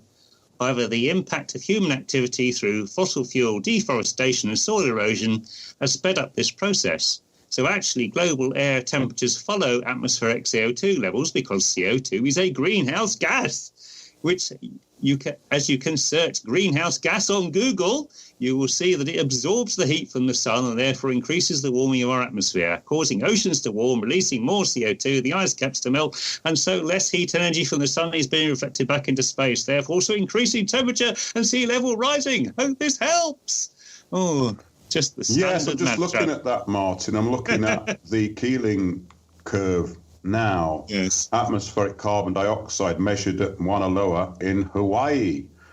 But it does correspond very much to the fake IPCC graph in its acceleration.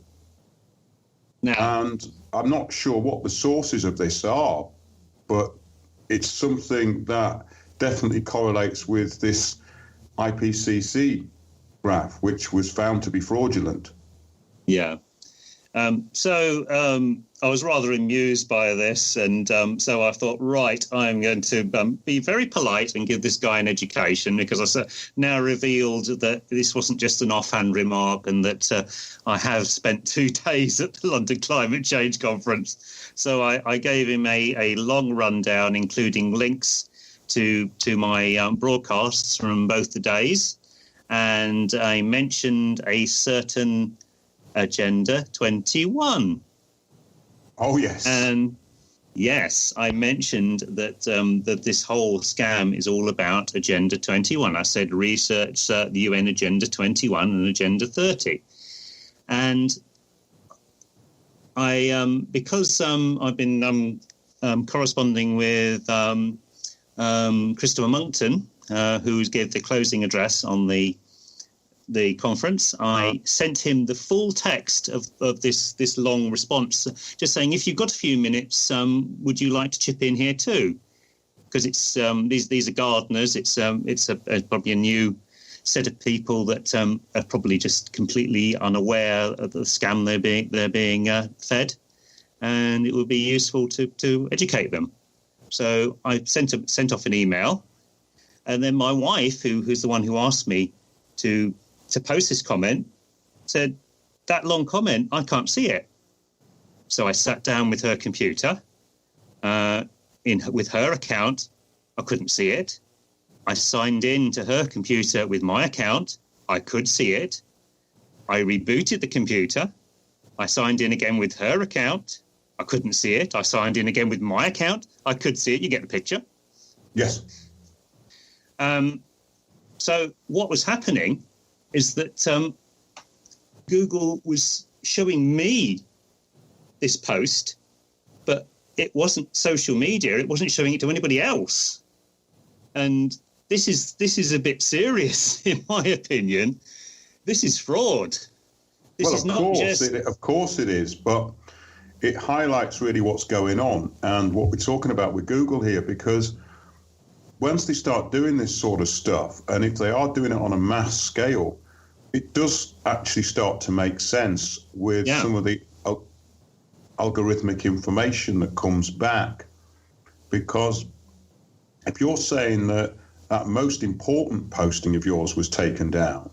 Yes, the long one. It's kind of interesting. With all the now, links. Some things do disappear or don't get put up straight away if they've got links in them. They do on my channel anyway. So if somebody puts video links in, it has to be approved, whereas all of the comments just go up on mine. I allow all comments.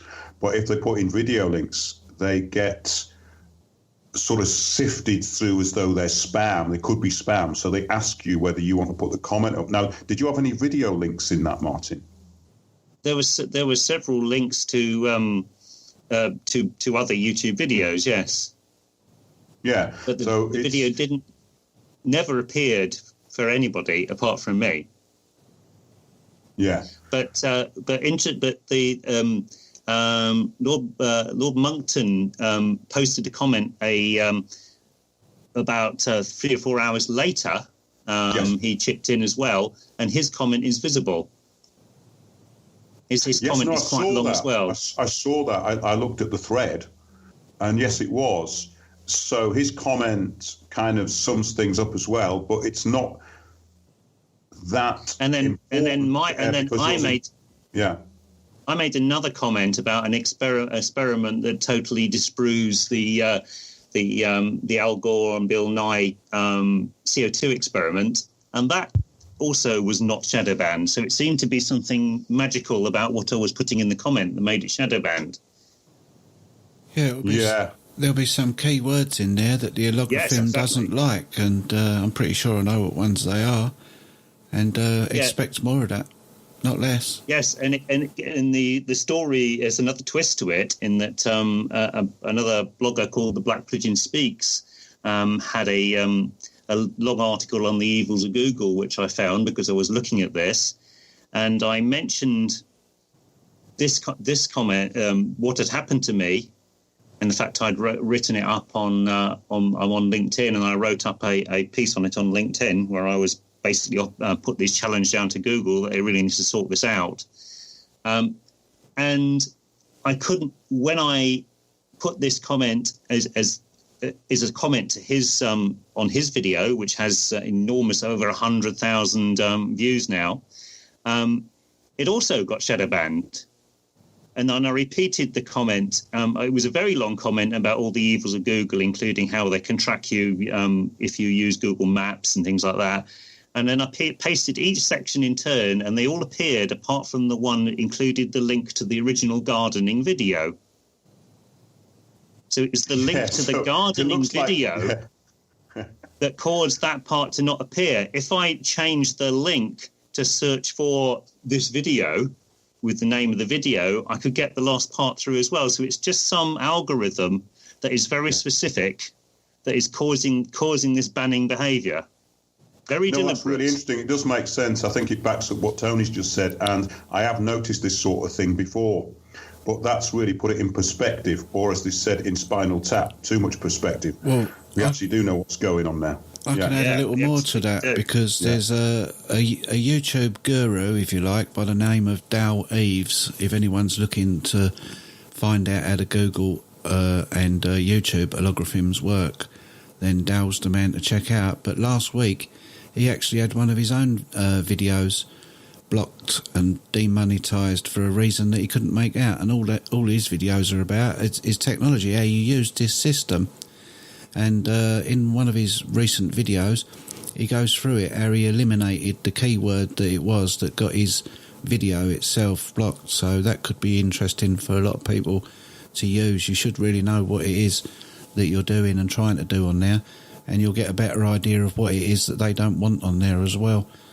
I think that's the lesson that we've got to learn from this, really. We must invent ourselves a new language. We need our own kind of version of newspeak, don't we, I suppose? But then again, we've got to get it out there to people so that they know what it means, which means Google would know what it means.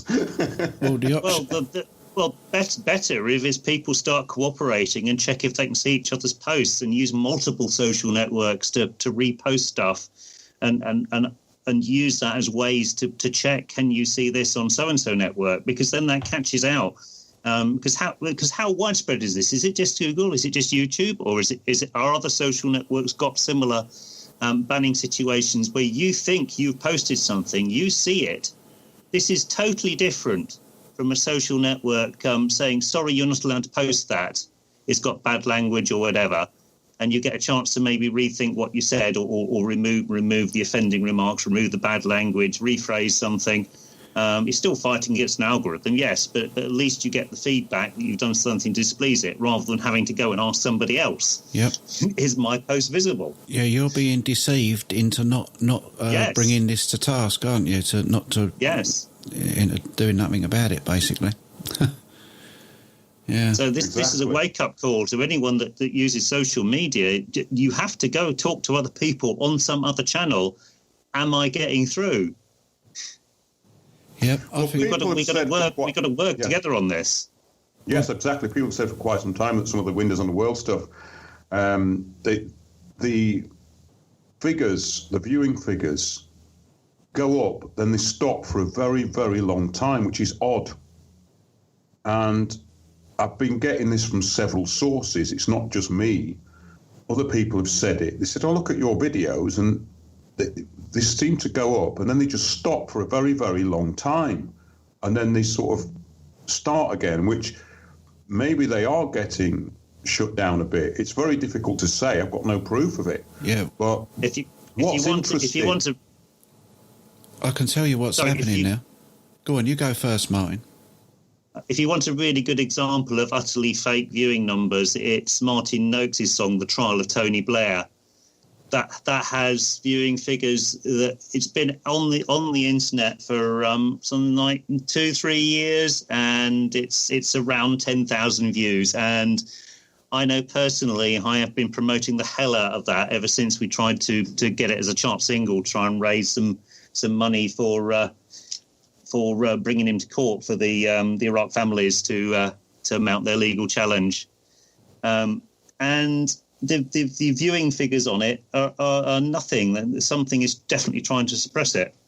Well, that makes sense because James Thring, the 74-year-old peace activist who campaigned for Tony Blair basically to be first impeached and then, of course, arrested for war crimes, he's been completely attacked by Antifa and, of course, the powers that be. And that whole thing that you're talking about was completely shut down. Another interesting one is a video we put up several years ago on Land of the Free. And it was our video called Councils, Courts and Conmen, which explained exactly what goes on in an administrative court. And that was, for a very, very long time, getting the same amount of figures. Now, people have re-embedded that video under different names, and it's probably had hundreds of thousands of views, but our original video, which was circulated everywhere, remains fairly low. I think, maybe over 20,000 now, I'm not sure, but it didn't get as many views as people who re-uploaded it under a different name. So it's quite interesting. So this algorithmic thing is important. Last week's show, Antifa Handbook / the Protocols of Zion, did very well to start with and now seems to have stopped. But that was very popular. That was getting circulated to a lot of people. Who knows what's really going on? Sorry, that was 2 weeks ago. We had Alison on last week, and yes, that doesn't seem to have had that many views. I think it's had less than 1,000, but it's actually got loads of comments. So it's very difficult to work this out. Maybe it is in the algorithmic trap that Google has set up that some of these videos aren't getting through. I think it's very likely because a lot of this doesn't make sense to me. Yeah, I think I can shed some light on it for you, Yes. Mark, right? Okay, Tony. What's happening with the Algorithm now is it will not promote anything that is not in its own agenda, right? So you've got quite a lot of subscribers. When you release a video, those subscribers are the only ones that know that video's out there. So you're then relying on those sharing it and the sites that it goes on, which is where you're getting that initial impact from. But people that are searching for the terms or other people that might be interested in that sort of thing are not having those videos presented to them in their recommended selection. That's what's happening, I'm pretty sure of it. Yes. I think you've nailed it there, Tony. That's exactly the description I was looking for and exactly where I was going with it, because that does seem to be what's happening. So basically what they're doing is, as that guy said, Google is becoming its own echo chamber. But not only that, it's creating everyone's little echo chamber. That's interesting, isn't it? So it's like a big honeycomb hive of little compartmentalized boxes that nobody else knows about. What people need to do is start cooperating and sending each other links and compiling old-fashioned directories rather than just being lazy and everybody relying on Google search. Yeah. So you have directories Things like RSS feeds have just have the alternative media start going big on technologies like RSS feeds and send each other information and go that way. Go how the internet was before you had this overarching search engine. I need to learn more about RSS, but more importantly, I think we just really need to be changing platforms. As I say, I was looking into Minds.com earlier this week. Our friend Unique Lee, he uses it really well, has built a beautiful space over there. Minds.com/Unique Lee, all one name if you want to check it out.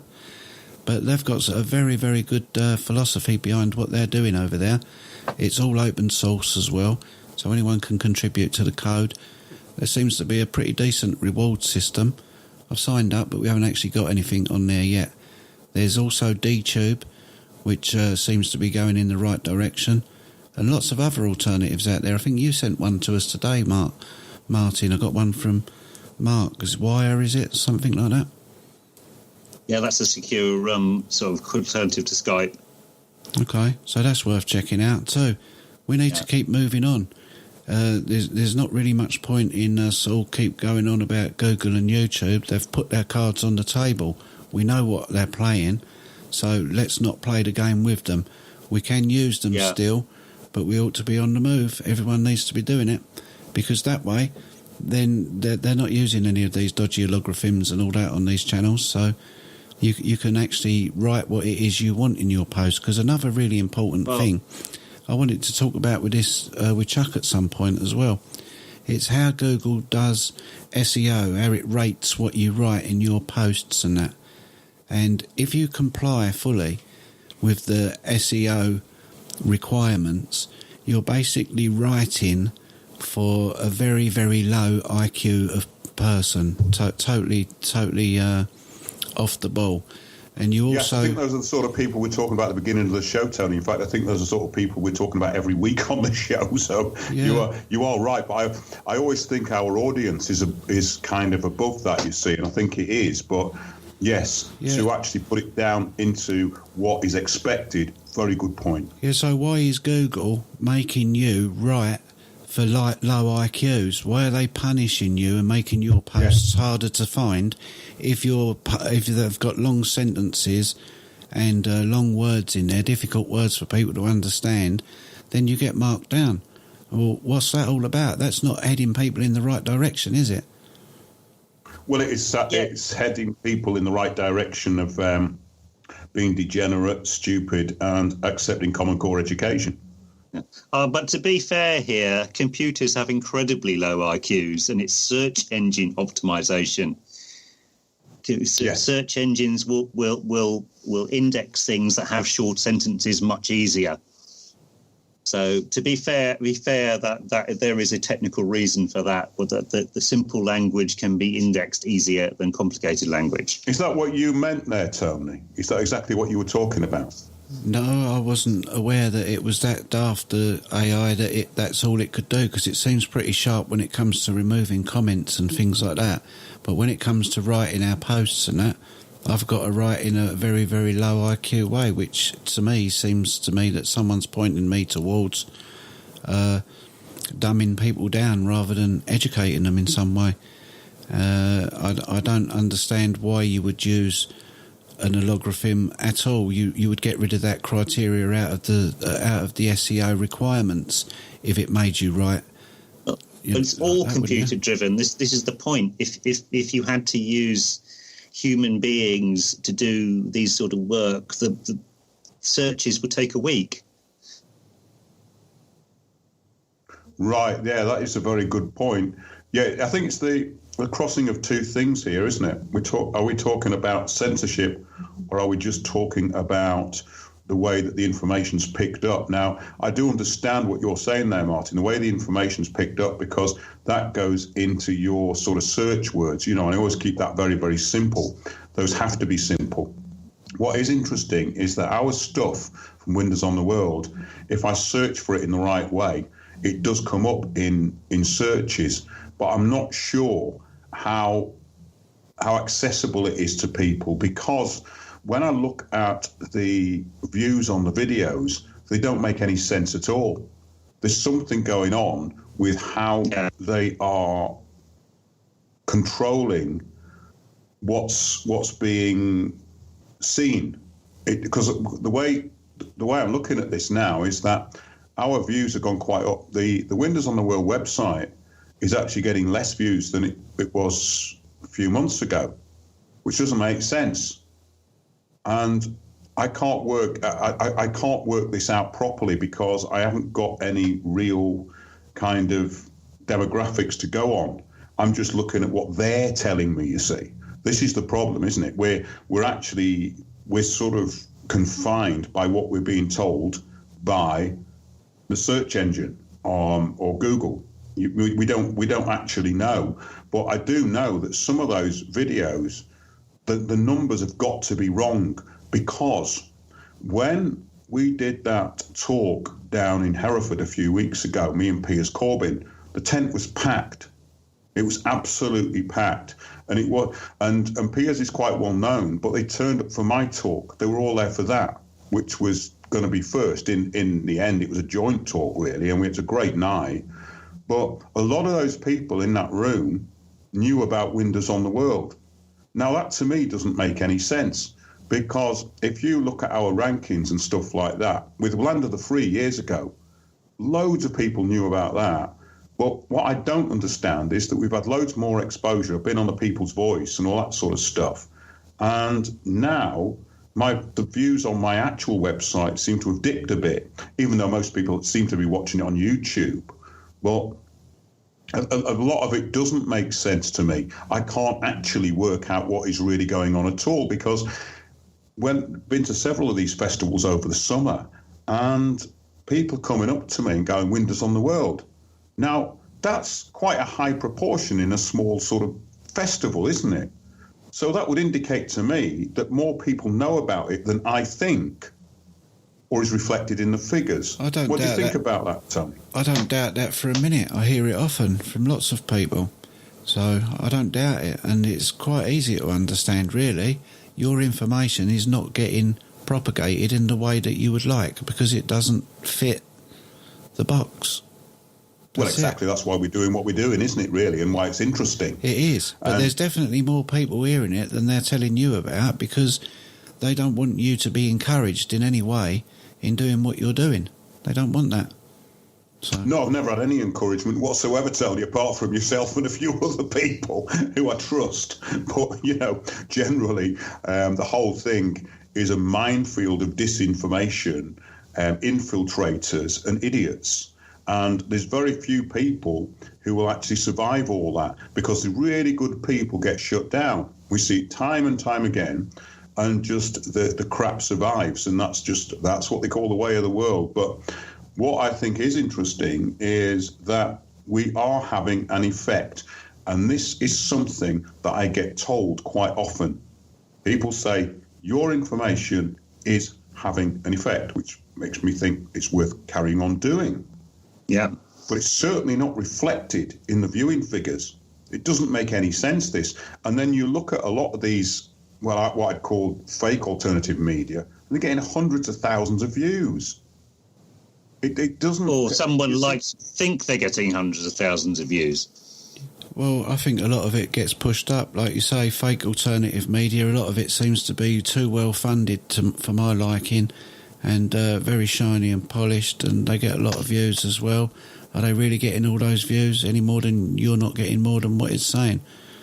Well, what is interesting is that for some reason, even some of these fake alternative media sites do actually perceive us as some kind of threat. Now, I've never thought I was a threat to anybody, because all I'm doing is putting out information.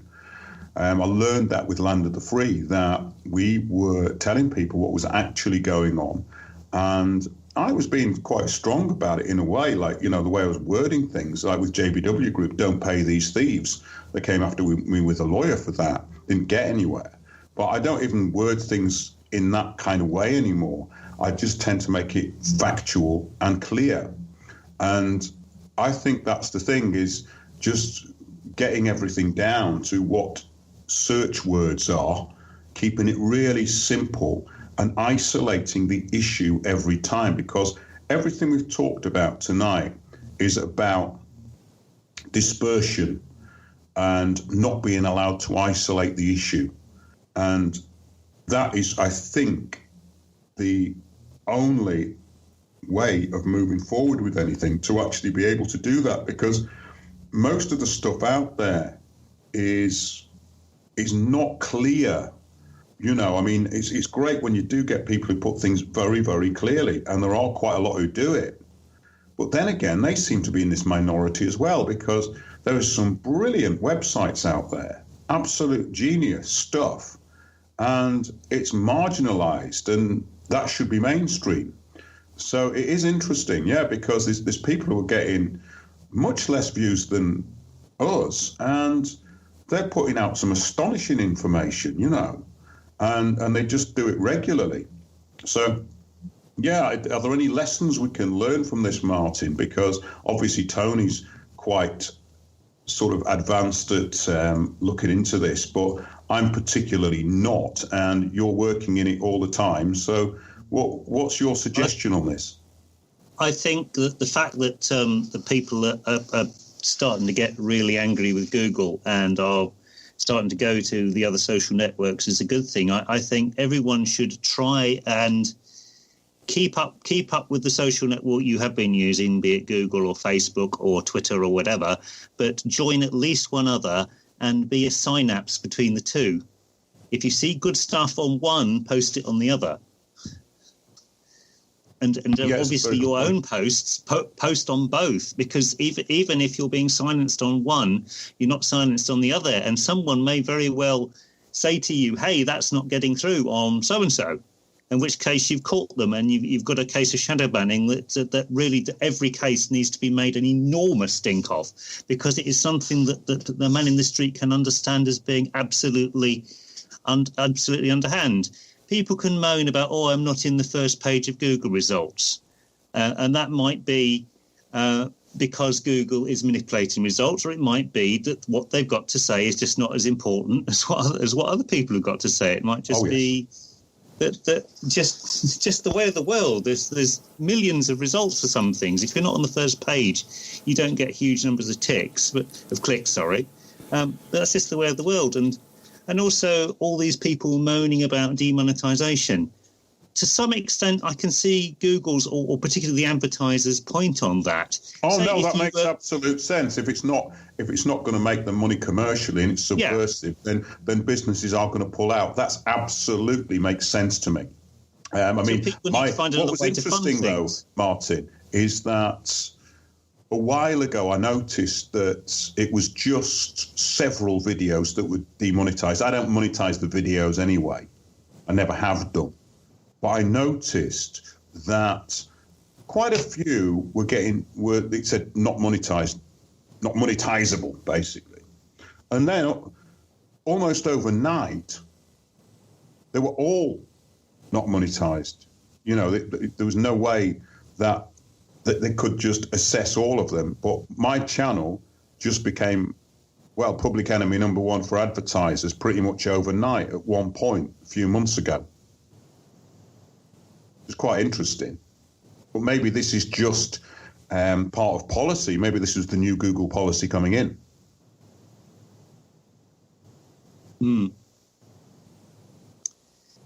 Yes, it's very strange. But the thing is, if Google's not monetizing the videos, they're giving you the storage and the bandwidth to show those videos for free.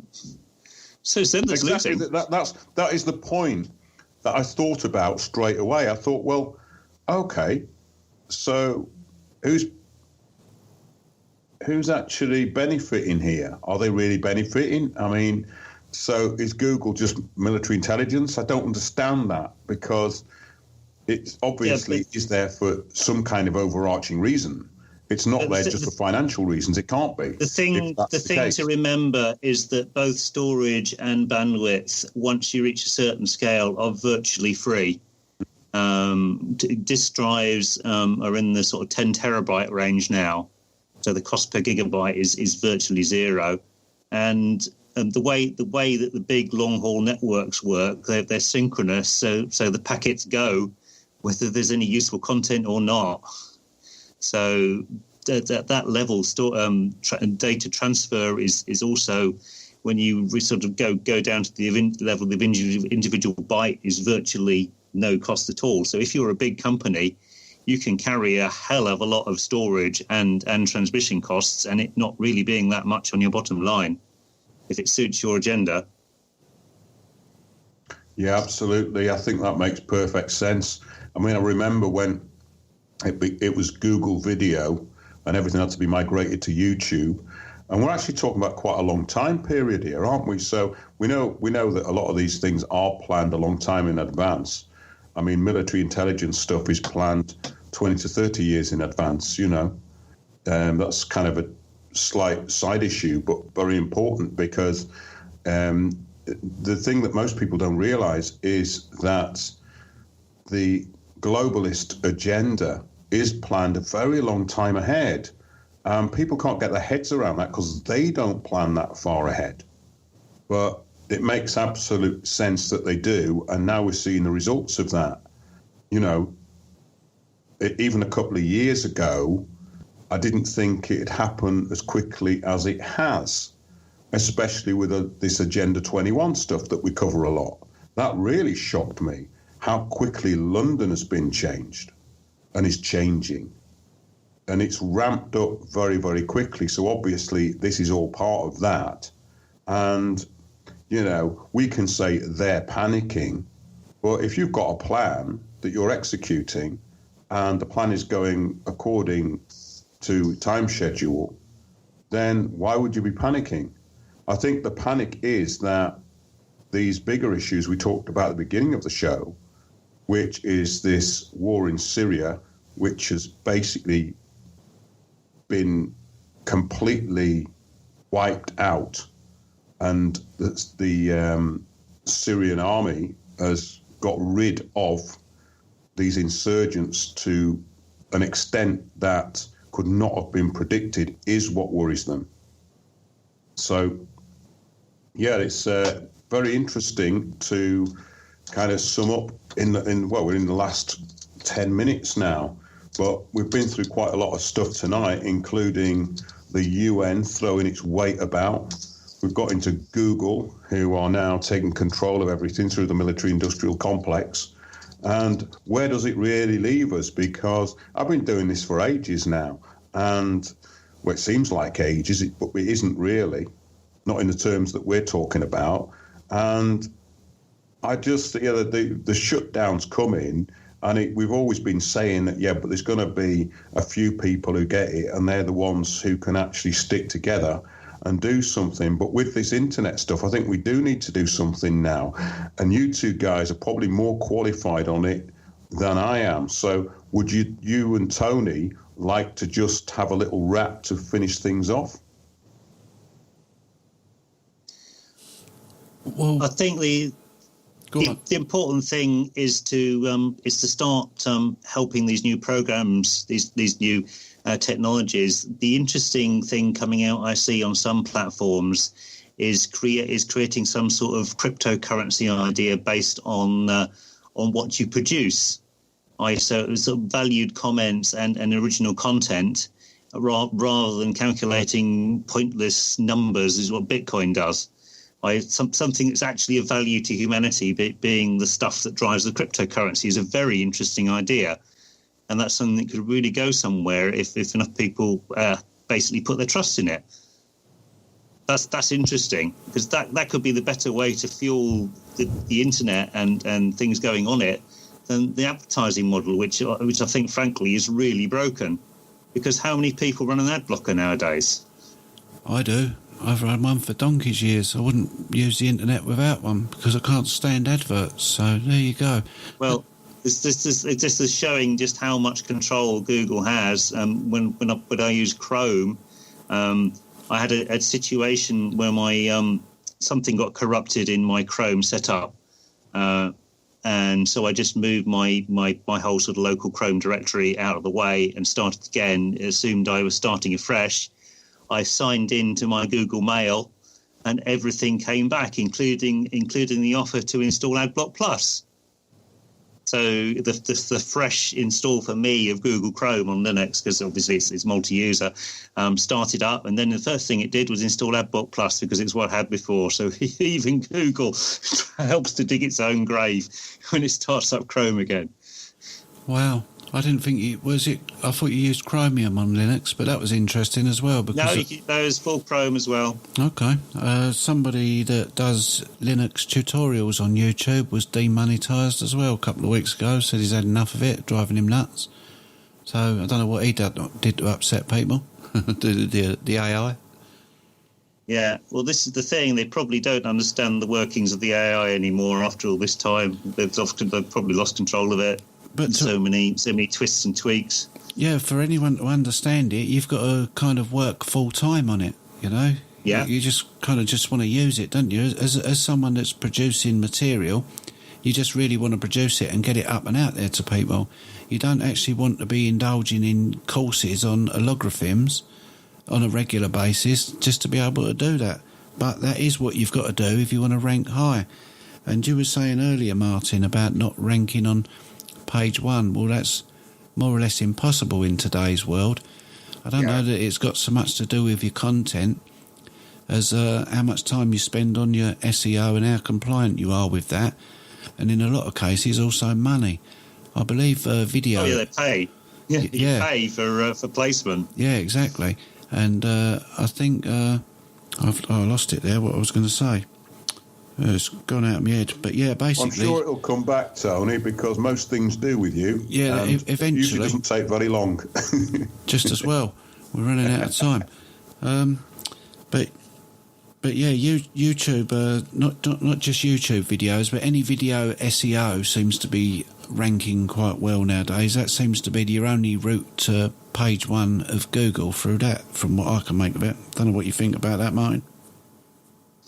I've never bothered with trying to improve my SEO. I run a blog, and just about every single message I had from people on the blog was people offering me services to improve my SEO. So I think it's some enormous scam, because it's a cat and mouse game as people work out ways to falsely rank you higher in the search engine. Google will just change the algorithm. Yep. I get many of those for their benefit anyway. I get many of those.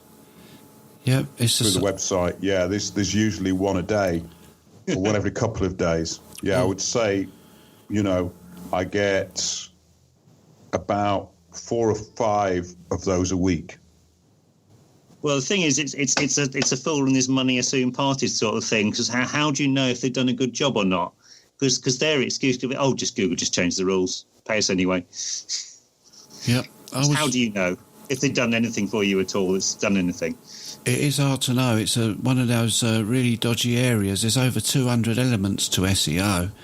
And recently I was working with some developers from Asia, from Pakistan, and I got them to send me over some prices and quotes for SEO work for my clients. And the cheapest monthly package was £540, I believe, but you could spend up to £1,000 a month if you wanted to on your SEO.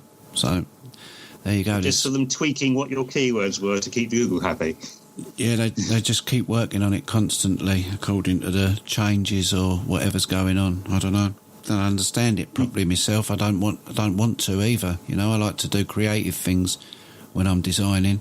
I don't like to get into this back-end stuff. It's somebody else's job, but it is actually a very skilled and a very misunderstood subject, I believe, SEO, and it's also a very expensive one, and not a lot of people are getting too much out of it unless they're going to the right places, I don't think. I can't even tell you what they are, those places.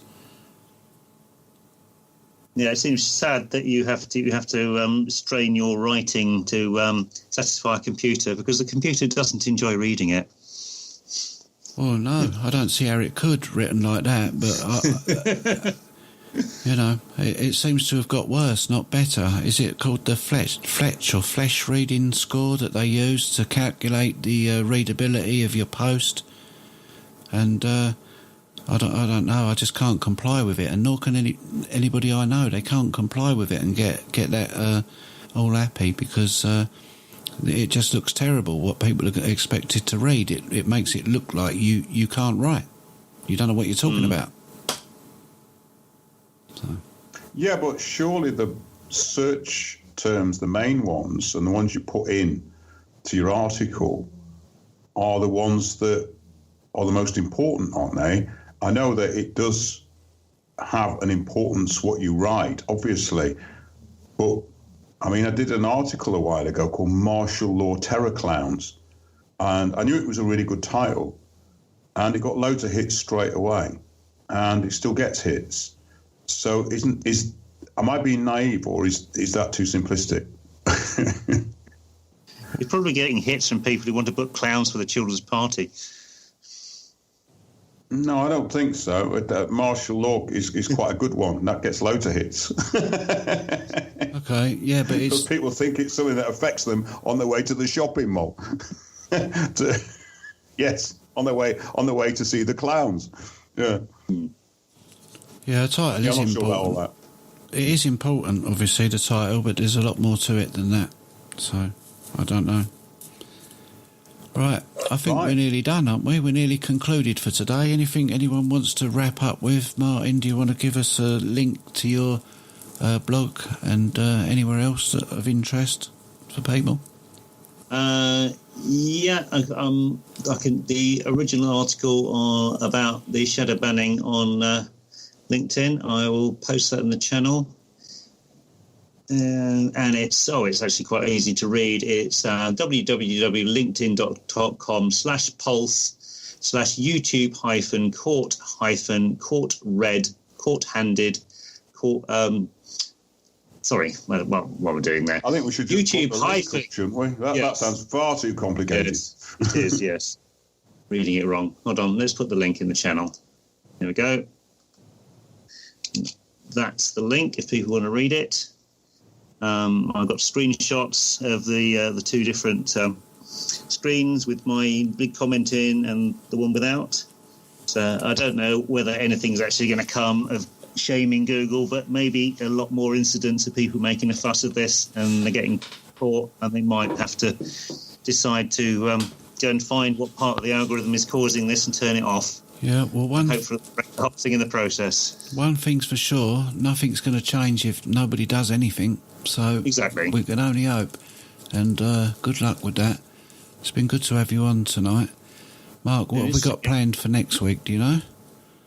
Well, I'm looking at several things at the moment, and I think what we should do is have a bit of a break from all this Antifa stuff. We've done 2 weeks on it. I think we've nailed it, actually, by tonight. Yeah. Looking at all of the ins and outs of it and the ridiculous nature of it. I don't think we need to go into it again, because I'm actually getting pretty bored with it now, and it is a boring thing.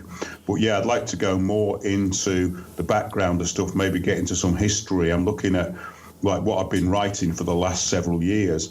And the funny thing is about all this is, I know I keep saying it, but it's all part of the same bigger picture, and it goes off in loads of directions. So I think the people who like listening to our stuff actually appreciate that the fact is that all of it's linked and they can link into it. And if they couldn't link into it, then they wouldn't be listening. So that's my kind of final thought tonight in that respect, because I think over the next few weeks we're going to be going back into the law system and also back into a bit of history.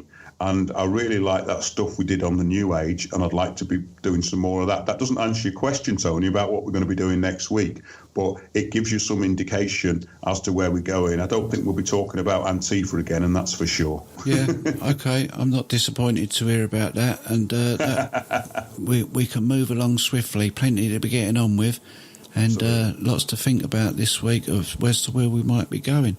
I don't mind that, though. Thanks to everybody for listening, especially those that joined us in the chat, and your contributions in there, always valuable. What have we got on this week? We've got Chuck Ocelli every night with the Ocelli Effect, 1am to 3am, weekdays. And we've got maybe Happy Hour will be on at 9 o'clock, is it? I think it's 10 o'clock, actually, on Tuesday. Freeman Jack on Thursday, 9pm. And I think that's it on AM at the minute. So if you're looking for a platform for your radio show, get in touch with us. We might be it. Then again, we might not, but you won't know unless you try, just like Martin's doing. Cheers for joining us, Martin. Cheers, Mark. I hope you all have a good week. Thanks, everyone. Yeah, same to you. Cheers, Wow. mate. Bye. Thank you. Bye-bye. Join me, Mark Windows, with Tony Hurst for Windows on the World Live every Sunday 9 to 11 p.m. GMT at autonomousmedia.net.